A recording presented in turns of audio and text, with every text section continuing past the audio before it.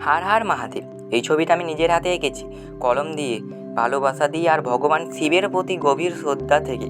শিব, যিনি সৃষ্টি, সংহার আর ধ্যানের প্রতীক। যখন আমি এই ছবিটা আঁকছিলাম মনে হচ্ছিল যেন প্রতিটি রেখার ভেতরে একটা শক্তি লুকিয়ে আছে।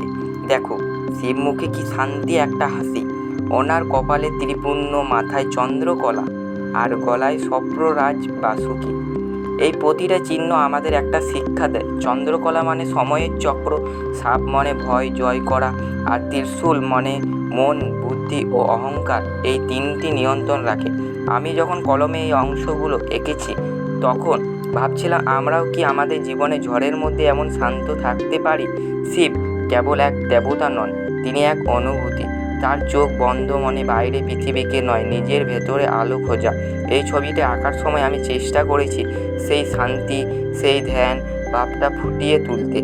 প্রত্যেকটি লাইনে, প্রত্যেকটি সেট যেন বললে, স্থির থাকো, বিশ্বাস রাখো, সব ঠিক হয়ে যাবে।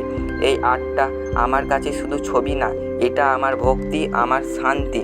যদি তোমরাও মনে শিবের নাম শুনে একটা শান্তি আসে তাহলে এই ভিডিওটা লাইক করো, কমেন্টে লিখো হার হার মহাদেব। তোমার একটা শেয়ার হয়তো আরেকজনের মনেও শান্তি এনে দেবে। ভগবান শিব তোমার জীবনে আশীর্বাদ আর শক্তি দিন। হার হার মহাদেব।